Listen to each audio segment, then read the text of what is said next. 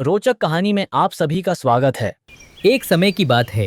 भारत के एक सुंदर और हरे भरे जंगल में एक शक्तिशाली और समझदार शेर रहता था, राजा शेर सिंह।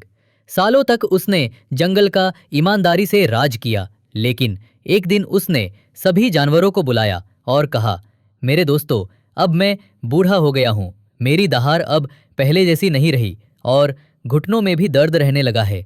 अब समय आ गया है कि मैं अपना सिंहासन किसी और को सौंप दूं। यह सुनते ही पूरा जंगल चौंक गया।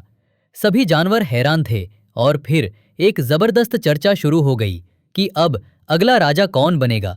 अगले दिन जंगल के सभी प्रमुख जानवर ग्रेट बरगद के पेड़ के नीचे एकत्र हुए। हर कोई खुद को जंगल का अगला राजा बनाना चाहता था। सबसे पहले आगे बढ़े हाथी प्रभु। उन्होंने घोषणा की, मैं सबसे बड़ा हूँ, सबसे ताकतवर हूँ और मेरी याददाश्त भी कमाल की है। पिछले साल के आम तक मुझे याद हैं। जंगल का राजा तो मैं ही बन सकता हूँ। तभी गरजता हुआ आया बाघ बहादुर और बोला, मैं तेज हूँ, भयंकर हूँ और मेरी दहाड़ से जंगल का हर कोना कांप उठता है। मैं असली शिकारी हूँ, असली राजा भी मैं ही हूँ। उसके बाद एक काली छाया पेड़ से नीचे फिसल कर आई। वह थी लूलू, काली पैंथर। उसने धीरे से कहा, मैं इतनी चुस्त हूँ कि कोई मेरी आहट भी नहीं सुन सकता। मैं जंगल की शान हूँ, मुझसे बेहतर राजा कोई हो ही नहीं सकता। फिर कदम मारते हुए आए गेंदा मामा और अपने सींगों को चमकाते हुए बोले, मेरे पास अपनी ही सुरक्षा है। ये बड़ी सी ढाल मेरी नाक पर। मैं तो जंगल का जुग्गरनौट हूँ। रुकना हो तो बस मुझे चुनो। सबसे पीछे से गर्दन लहराते हुए आई लंबू जिराफ और उसने अपना पक्ष रखा। मैं सबसे ऊंची हूँ और दूर के खतरे पहले देख सकती हूँ। जंगल को एक दूरदर्शी राजा चाहिए जैसे मैं।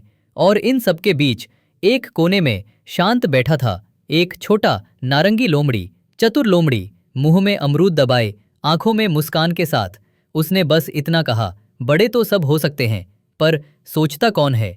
बस सभी जानवर अपना अपना दम दिखाने लगे। हर तरफ हंगामा मच गया। तभी कड़ाक कड़ाक कड़ाक एक तेज आवाज जंगल में गूंजी।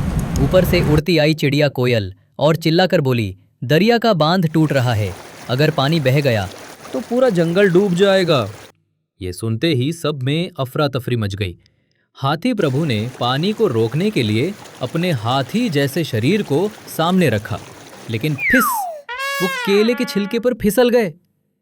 बाघ बहादुर ने जोर से दहाड़कर पानी को डराने की कोशिश की, लेकिन पानी ने उसकी एक भी नहीं सुनी। गेंदा मामा ने तो सीधे बांध पर चार्ज मार दिया, पर उससे तो और ज्यादा नुकसान हो गया। तभी एक शांत और तेज दिमाग सोच रहा था, चतुर लोमड़ी का। उसने जमीन पर एक नक्शा बनाया, कुछ कुछ सोचा और बोला, बांस, बेलें, मिट्टी, हाँ मैं कुछ करता हूँ। चतुर तुरंत बीवर के पास गया और बोला, जल्दी से बांस काट कर लाओ। फिर बंदरों से कहा, इन्हें बांधने के लिए बेल लाओ। फिर चिड़ियों से कहा, मिट्टी और पत्ते गिराओ जल्दी। और कुछ ही देर में एक अस्थायी दीवार तैयार हो गई जिसने पानी को रोक दिया। जंगल बच गया। सभी जानवर भीगे हुए और मिट्टी से लथपथ चतुर को आंखें फाड़कर देख रहे थे।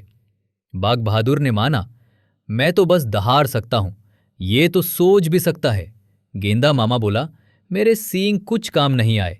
हाथी प्रभु ने कहा, मैं तो केले के छिलके में ही हार गया। लंबू बोली, मैंने खतरा देखा जरूर, पर हल तो चतुर ने निकाला। लूलू भी मान गई, ताकत सब कुछ नहीं होती, दिमाग जरूरी है। और सभी ने एक साथ कहा, सबको नमन हो, जय हो राजा चतुर लोमड़ी। चतुर मुस्कुराकर बोला, धन्यवाद। जंगल में राज करने के लिए ताकत नहीं, दिमाग चाहिए। और इस तरह जंगल को एक नया राजा मिला, न सबसे बड़ा, न सबसे तेज, लेकिन सबसे चतुर।